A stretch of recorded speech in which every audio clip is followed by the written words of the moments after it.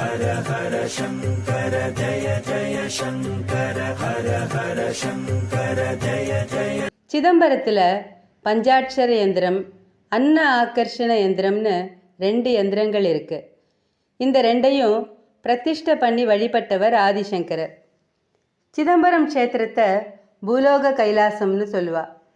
சுமார் 250 வருஷத்துக்கு முன்னால் காஞ்சி சங்கர மடத்தோட ஆச்சாரியாளுக்கும் சிதம்பரம் தீட்சிதர்களுக்கும் சின்னதாக சர்ச்சை உண்டாச்சு. விபூதியை நாங்கள் கொடுத்து அதை ஆச்சாரியாள் வாங்கிக்கணும்னு சிதம்பரத்து தீட்சிதர்கள் சொன்னா. தீட்சிதர்களான நாங்கள் கைலாச பரம்பரையை சேர்ந்தவா, அதனால் நாங்கள் கொடுக்குற விபூதியை தான் எல்லாரும் வாங்கிக்கணும், இது அவளோட வாதம். ஆனால் சங்கர மடத்தோட ஆச்சாரியாள் ஜெகத்குரு எதையும் கை நீட்டி வாங்கிக்கிற சம்பிரதாயம் கிடையாது, இது சங்கர மடத்தோட கருத்து. சிதம்பரம் தீட்சிதர்கள் இதில் பிடிவாதமாக இருக்கவே காஞ்சி மடத்தோட ஆச்சாரியாள் யாரும் சிதம்பரம் கோவிலுக்கு போகிறதில்ல. வெளியில் இருந்தபடியே தரிசனம் பண்ணிட்டு அப்படியே அடுத்தடுத்த ஊர்களுக்கு போயிடுவா. இப்படி தான் பல வருஷமாக நடந்துட்டு இருந்தது. அப்புறம் 1933ஆம் வருஷம் தீட்சிதர்களுக்கு என்ன தோணித்தோ சுவாமிகள் எங்கள் கோவிலுக்கு வரணும்னு ஆசைப்பட்டா. ஊர் ஜனங்களும் பெரியவாளை எப்படியாவது கோவிலுக்கு வரவழைச்சுடணும்னு ஏங்கினா. தீட்சிதர்களோட வேண்டுகோள் பெரியவா கிட்ட வந்தது. பெரியவாளுக்கும் பழைய கசப்பான சம்பவத்தையெல்லாம் எல்லாரும் மறந்து சுமூகமான உறவோடு இருக்கணும்னு விருப்பம். அதனால் சிதம்பரம் கோவிலுக்கு வர்றதுக்கு சம்மதம் தெரிவித்தார். கோபதாபங்களுக்கெல்லாம் அப்பாற்பட்டவர் காஞ்சி மகான், கருணை தெய்வம். அதுபடி சிதம்பரத்துக்கு வந்து சேர்ந்தார் பெரியவா. விடிகாலம்புற யார்கிட்டையும் எதுவும் சொல்லாமல் நேராக விறுவிறுன்னு கோவிலுக்கு போயிட்டார். அங்கே சிவகங்கை தீர்த்த குளத்தில் ஸ்நானம் பண்ணிவிட்டு நித்திய அனுஷ்டானத்தையும் முடிச்சுட்டு நேராக நடராஜர் சந்நிதிக்கு போய் நின்றுட்டார். அப்போ தான் உஷத்கால பூஜைக்கு தயாராகிட்டு இருந்தா தீட்சிதர்கள்லாம். சுவாமிகளை பார்த்ததும் தூக்கி வாரி போட்டுடுத்து. சாட்சாத் பரமேஸ்வரனே தரிசனம் தரா மாதிரி பரவசமாயிட்டா. பெரியவாளை இத்தனை நெருக்கத்தில் பார்த்த சந்தோஷத்தில் தங்களையே மறந்து போய் சிலையாக நின்றுட்டா. அப்புறம் ஒரு வழியாக நிதானத்துக்கு வந்தவா பூர்ண கும்ப மரியாதையெல்லாம் பண்ணி எந்த குறையும் இல்லாமல் பெரியவாளுக்கு நமஸ்காரம் பண்ணி ஆசீர்வாதம் வாங்கிண்டா.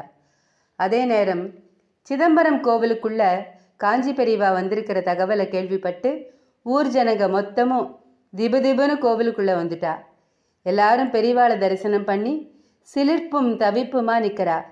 இந்த சம்பவம் நடக்காதா, காஞ்சி மகானை கண்ணார பார்க்குற பாக்கியம் கிடைக்காதான்னு எல்லாரும் ரொம்ப பிரார்த்தனை பண்ணிட்டு இருந்தா. சரி, சிதம்பரத்துக்கு வந்தாச்சு, எல்லாரையும் பார்த்தாச்சுங்கிறதோட பெரியவா கிளம்பிடலை. அடுத்த நாள் துவங்கி 15 நாளைக்கு ஆயிரங்கால் மண்டபத்தில் தங்கி உபன்யாசம் பண்ணினார் பெரியவா. சிதம்பரத்து தீட்சிதர்களுக்கும் ஊர் மக்களுக்கும் பரம சந்தோஷம். காஞ்சி மகான் வேற யாரும் செய்யாத சுவாமிகள் மட்டுமே செஞ்ச காரியம் இது. 250 வருஷத்தில் பீடத்தில் இருந்தவா யாருமே சிதம்பரம் கோவிலுக்கு போனதில்லை. நாம் மட்டும் போய் ஏதாவது பிரச்சனையை உண்டாக்கணுமா அப்படின்னு எல்லாம் அவர் யோசிக்கவே இல்லை. செயற்கரிய செய்வோர் பெரியோர்னு சொல்வாளே, அப்படிதான் அமைஞ்சது இந்த சம்பவம். சிதம்பரம் கோவிலில் நடராஜ பெருமாளை தரிசனம் பண்ணினப்போ பெரியவா சங்கல்பம் ஒன்று பண்ணிட்டார். அதாவது நடராஜர் பாதத்தை தூக்கிய திருவடின்னு சொல்லுவா. அந்த குஞ்சித பாதத்துக்கு நவரத்ன கவசம் ஒன்று சாத்தணும்னு பிரார்த்தனை பண்ணிட்டார். அதுக்கப்புறம் சுமார் 20 வருஷம் கழித்து நவரத்தினத்தால் ஆன கவசத்தை குஞ்சித பாதத்துக்கு சாத்தி தன்னோட ஆசையை பிரார்த்தனையை பூர்த்தி பண்ணிட்டார் பெரியவா. அன்னைக்கு திருவாதிரை. தீட்சிதர்களுக்கெல்லாம் மனசு கொள்ளாத பூரிப்பு, முகம் முழுக்க அப்படி ஒரு சந்தோஷம். ஆடல் வல்லான் நடராஜ பெருமான நவரத்ன கவசம் சாத்தின அலங்காரத்தில் பார்த்துட்டு சிதம்பரத்து மொத்த மக்களும் மெய்மறந்து நின்னா. இதை நேரில் கண்ணால் பார்த்தவாளும் இந்த பதிவை காதால் கேட்குறவாளும் உண்மையிலேயே உணர்வு பூர்வமாக மனசால பரிபூர்ண நிலை அடைவர். ஹர ஹர சங்கர ஜய ஜய சங்கர ஹர ஹர சங்கர ஜய ஜய.